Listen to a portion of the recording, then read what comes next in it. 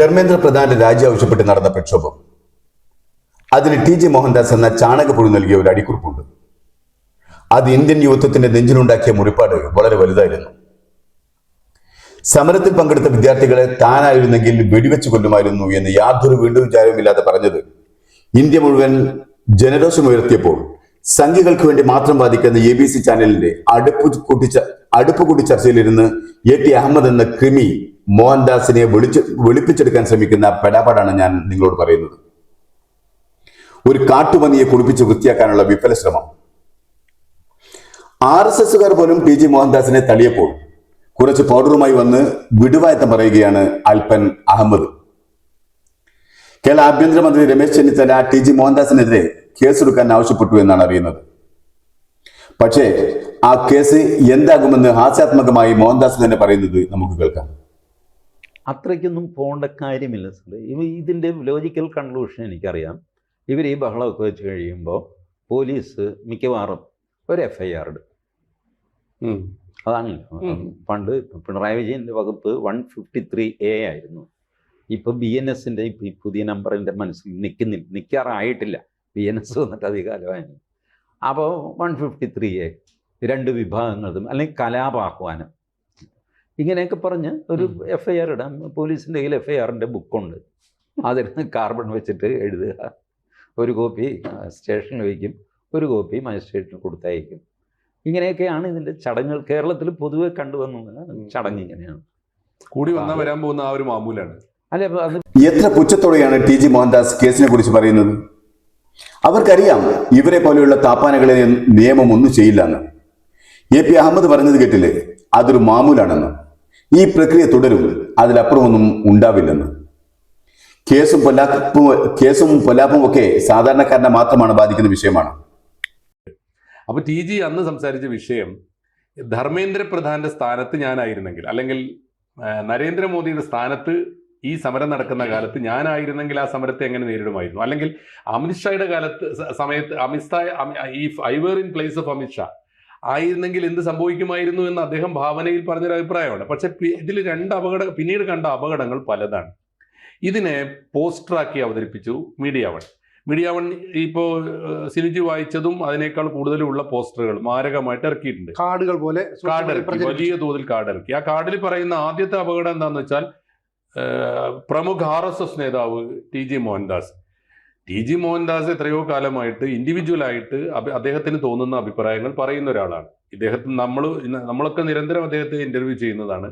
നമ്മളോടുള്ള അഭിമുഖത്തിൽ തന്നെ പലപ്പോഴും RSSന്റെയും BJPയുടെയും ഒക്കെ പല പ്രഖ്യാപിത നിലപാടുകൾക്ക് വിരുദ്ധമായ അഭിപ്രായങ്ങൾ അദ്ദേഹം പറയാറുണ്ട്. അതിനുള്ള സ്വാതന്ത്ര്യം അദ്ദേഹത്തിന് ഉള്ളതുകൊണ്ടാണ്, ആ സ്വാതന്ത്ര്യം അദ്ദേഹം എടുക്കുന്നത് കൊണ്ടാണ്, അദ്ദേഹത്തിന്റെ അഭിപ്രായങ്ങൾ ജെനുവിൻ ആയതുകൊണ്ടാണ് ജനം അത് ശ്രദ്ധിക്കുന്നത്, കാണുന്നത് കൊണ്ടാണ്. ഇപ്പൊ ഈ വീഡിയോ ഇപ്പോൾ 1.5 ലക്ഷത്തോളം ആളുകൾ കണ്ടു എന്ന് പറയുന്നത്, പത്രിക എന്ന് പറയുന്ന അപ്രധാനമായ ഒരു ചാനലിൽ വന്നതാണ്. എന്നിട്ടും 1.5 ലക്ഷത്തോളം ആളുകൾ കണ്ടു എന്ന് പറഞ്ഞാൽ അഭിപ്രായങ്ങൾ ജെനുവിൻ ആയതുകൊണ്ടാണ്. ഇതിൽ പക്ഷേ ഏറ്റവും ചുരുങ്ങിയത് BJPയുടെ ഏത് പദവിയാണ് ടി.ജി. വഹിക്കുന്നത്, RSSന്റെ ഏത് പദവിയാണ് വഹിക്കുന്നത്? മീഡിയ വൺ ഇത് കാർഡച്ചിറക്കിയതാണ് കുഴപ്പം, അതല്ലാതെ ടി.ജി. മോഹൻദാസ് കുട്ടികളെ കൊല്ലാൻ പറഞ്ഞതല്ല. Media one TG. മോഹൻദാസിനെ എന്തുകൊണ്ട് RSSന്റെ പ്രമുഖ നേതാവ് എന്ന് പറഞ്ഞു എന്നല്ലേ, അതിനുള്ള മറുപടി ടി.ജി. തന്നെ പറയുന്നത് കേൾക്കാം.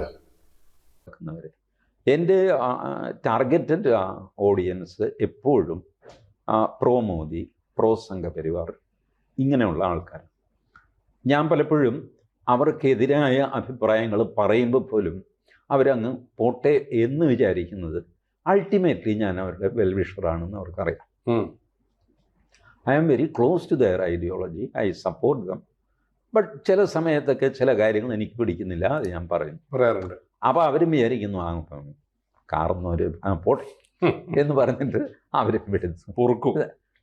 വെച്ചാൽ ലൂസ്ലി ഒരു കാറ്റഗറിയാണ് ഈ റൈറ്റ് വിങ് എന്ന് പറയുന്നത്. ഒരു ബ്രദർഹുഡാണ്. അതിനകത്ത് ചില്ലറ അഭിപ്രായ വ്യത്യാസങ്ങൾ അത് ഇത് അങ്ങോട്ടൊക്കെ ഉണ്ടാവാം, ബട്ട് ലാർജ്ലി അതൊരു ബ്രദർഹുഡാണ്. ഇങ്ങനെയാണ് കേട്ടോ അഹമ്മദ്, താങ്കൾക്ക് ഇപ്പോൾ ബോധ്യമായോ എന്തുകൊണ്ടാണ് മീഡിയ വൺ ടി.ജിയെ RSSന്റെ നേതാവ് എന്ന് പറയാൻ കാരണമെന്നും?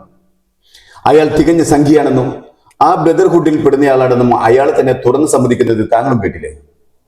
ഇനിയും സംശയമുണ്ടെങ്കിൽ സ്വകാര്യമായി ഒന്നുകൂടി ചോദിച്ചു നോക്കൂ. ഇത് കിട്ടിയത്. ഇപ്പൊ ടി.ജിയുടെ സാന്നിധ്യത്തിൽ നമുക്ക് ടി ജിയുടെ കൂടി പ്രതികരണം അറിയണം തീർച്ചയായിട്ടും. പക്ഷേ ആരും കേട്ടിട്ടില്ലാത്ത, എവിടെയും കണ്ടിട്ടില്ലാത്ത ഒരു പ്രസ്താവന ഷാഹിനയുടേതായിട്ട് കൂട്ടിച്ചേർക്കുന്നതിന്റെ ഈ മാധ്യമ പ്രവർത്തനത്തിന്റെ ബേസ് എന്താണ്? അതാണല്ലോ. ടി ജി സ്വന്തം നിലപാടേ പറഞ്ഞുള്ളൂ. ടി ജി ആരുടെയും വക്താവല്ല.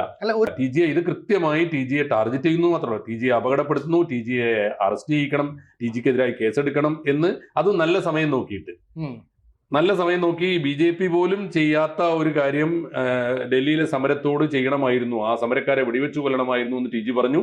സമരത്തിന് വന്ന പെൺകുട്ടികളെ ബലാത്സംഗം ചെയ്യണമായിരുന്നു എന്ന് ടി ജി പറഞ്ഞു എന്ന് പറഞ്ഞിട്ട് കേരള ഗവൺമെന്റിന്, ആഭ്യന്തര വകുപ്പ് മന്ത്രിക്ക്, മുഖ്യമന്ത്രിക്ക് ടാഗ് ചെയ്തുകൊണ്ട് ഒരു ഫേസ്ബുക്ക് പോസ്റ്റ് ഇടുക എന്ന് പറഞ്ഞാൽ എവിടെ നിന്ന് കിട്ടി ഷാഹിനാക്ക് ഈ വിവരം എന്ന് നമുക്കറിയാൻ തീർച്ചയായിട്ടും താല്പര്യമുണ്ട്. അത് വെളിപ്പെടുത്തേണ്ടത് ടി ജി എന്ത് പറഞ്ഞു എന്ന് ടി ജി പറയും. ബാക്കി ഷാഹിന കൂടി വെളിപ്പെടുത്തേണ്ടതുണ്ട്. ഈ കേസിൽ ഷാഹിനയെ തീർച്ചയായിട്ടും കേരളം പിന്തുടരേണ്ടതുണ്ട്, ചോദ്യം ചെയ്യേണ്ടതുണ്ട്. അവരെ സത്യത്തിൽ ഈ മാതിരി നുണപ്രചാരണത്തിന്റെ പേരിൽ വിചാരണ ചെയ്യേണ്ടതുണ്ട്. ടി ജി പറയൂ പ്ലീസ്. സാർ ഞാനേ എടും വരപ്പെട്ട ടി ജി ഒരു കേസും കൊടുക്കൂല. ടി ജി ഷാഹിനക്കെതിരെ ഒരു വാക്ക് പോലും മിണ്ടൂല. താൻ ശ്രദ്ധിച്ചില്ലേ ഈ ചർച്ചയിൽ താൻ ഈ ചോദ്യം ചോദിച്ചപ്പോൾ അയാളുടെ മുഖം കറുത്തിലുണ്ടത്? അയാളത് പറഞ്ഞതാണെന്ന് അയാൾക്ക് ബോധ്യമുണ്ട്. പിന്നെ അയാൾ എങ്ങനെ കേസ് കൊടുക്കും? അയാൾ എങ്ങനെ ഇതിനെതിരെ സംസാരിക്കും? അയാൾ പൊട്ടനാവുകയേ ചെയ്യുള്ളൂ നിങ്ങളുടെ മുന്നിൽ. ടി ജിയെ ടാർഗറ്റ് ചെയ്യുന്നു, ടി ജിയെ ഇല്ലാതാക്കാൻ നോക്കുന്നു എന്നെ വേവലാതി. അത്ര ദിനുണ്ടെങ്കിൽ താൻ ഒക്കത്തെടുത്ത് നടക്കടോ. ടി ജി ആരാ? സുരലോകത്ത് നിന്ന് വന്നതോ? ടി ജിയെ പോലെ തെണ്ടിയും തെമ്മാടിയും ചെറ്റയും വീട്ടിൽ കയറ്റാൻ കൊള്ളാത്തവരുമായ ഒരു വ്യക്തി ഈ ലോകത്ത് വേറെ ഉണ്ടാവില്ല. തനിക്ക് ടി ജി ദൈവമാണെങ്കിൽ വീട്ടിൽ അടുക്കളയിൽ കൊണ്ട് പ്രതിഷ്ഠിക്കും. നീ BJP എന്ന പൊട്ടക്കിണറ്റിലെ തവളയാണ്. നീ ആ കുളത്തിന് അകത്തുള്ളത് മാത്രമേ കാണൂ. ടി ജി കോണകമെടുക്കാതെ പറഞ്ഞത് ലോകം മുഴുവൻ കണ്ടതും കേട്ടതുമാണ്. എന്നിട്ട് താൻ മാത്രം കണ്ടില്ല, താൻ മാത്രം കേട്ടില്ല. കണ്ടില്ലെങ്കിൽ കണ്ണു നിറച്ചൊന്നുകൂടെ കാണും, കേട്ടില്ലെങ്കിൽ കണ്ണു നിറച്ചൊന്നുകൂടെ കേൾക്കുക. ബലാത്സംഗം കൂട്ടബലാത്സംഗമായിട്ട് നടക്കും. പിന്നെ ദൈവം സഹായിച്ച് അതിന് പരാതി ഉണ്ടാവില്ല. കാരണം ഈ ബലാത്സംഗം ഇഷ്ടപ്പെടുന്ന ടീമാണ്. ഈ വഴലൂർ ദേവസ്വം കളിയാണ് അവിടെ നടക്കുന്നത് മുഴുവൻ. ബലാത്സംഗം ഇഷ്ടപ്പെടുന്ന സ്ത്രീകളുണ്ടല്ലോ, പെൺകുട്ടികളുണ്ട്.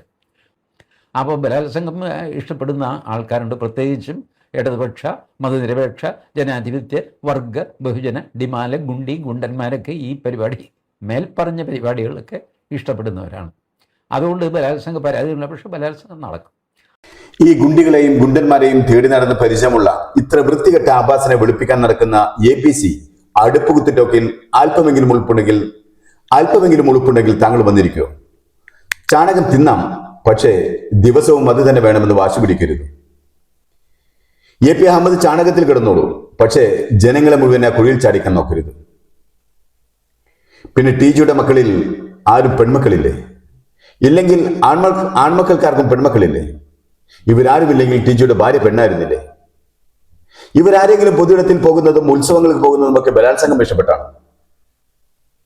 അല്ലെങ്കിൽ പിന്നെ എങ്ങനെയാണോ നാറി ഇടതിന്റെ പെൺകുട്ടികളും സ്ത്രീകളും മാത്രം ബലാത്സംഗം ചെയ്യാൻ വേണ്ടി തെരുവിലിറങ്ങുന്നത്?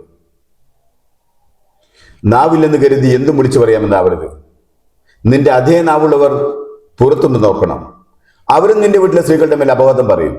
അതോർത്താൽ നല്ലതാണ്. ഞാൻ പറഞ്ഞു, ഈ TV ചർച്ചയിലൊക്കെയുള്ള ചതുരവടിവിലുള്ള അച്ചടി ഭാഷയിലുള്ള സംസാരമല്ല പൊതുസമൂഹത്തിലുള്ളത്. ഇനി അഥവാ അങ്ങനെ ഒരു ധാരണയുണ്ടെങ്കിൽ അത് മാറ്റണം. കേരളീയ പൊതുസമൂഹം നാക്കെടുത്താൽ തെറി പറയുന്നവരാണ്. Let us accept that. നമ്മൾ അത്ര വലിയ കൾച്ചേർഡ് ആൾക്കാരൊന്നും അല്ല. തെറി പറയുന്നു, പറയാത്തവർ പറയുന്നില്ലെന്നേ ഉള്ളൂ. പറയുന്നവർ പറഞ്ഞോണ്ടേ അവർക്ക് അതിനുള്ള സ്വാതന്ത്ര്യം കൊടുക്കും. ഇയാൾക്ക് ശരിക്കും ഭ്രാന്താണ്. സംഘവിഷം ഉള്ളിൽ നിറഞ്ഞ ഭ്രാന്ത്. താൻ വക്കീലാണെന്നും തനിക്ക് എങ്ങനെയും കേസിൽ നൂരാമെന്നുള്ള അഹങ്കാരം. താൻ ആരോടോ തെണ്ടി കേരളത്തിലെ ജനങ്ങളെ സംസ്കാരമില്ലാത്തവരെന്ന് പറയാൻ? താൻ ആരോടോ കേരളത്തിലെ ജനങ്ങൾ തെറി പറയുന്നവരാണെന്ന് പറയാൻ? കേരളത്തിലെ ജനങ്ങൾ മുഴുവൻ നിന്റെ തറവാട്ടുകാരാണെന്ന് കരുതിയോ? കേരളത്തിലെ ജനങ്ങളെ സംസ്കാരമില്ലാത്തവരാണെന്ന് പറയാൻ അവകാശം നിനക്കില്ല. കേരളത്തിലെ പൊതുസമൂഹം നാക്കെടുത്താൽ തെറി പറയുന്നവരാണെന്ന് നീ പറഞ്ഞാൽ കേരളം നിന്റെ വഴിയിൽ വരൂ. തെണ്ടി, നായ, പട്ടി, തെമ്മാടി, ഇത്രയൊക്കെ നിന്നെ ഞാൻ വിളിച്ചാൽ നിനക്ക് എന്നെ പറയാം. അതല്ലാതെ എങ്ങനെയാണോ നീ കേരളത്തിലെ മൊത്തം ജനതയെയും തെറി പറയുന്നവരും സംസ്കാരമില്ലാത്തവരുമാക്കുന്നത്? എന്നിട്ട് അത് കടിച്ചിരിക്കാൻ രണ്ട് ഊളകളും.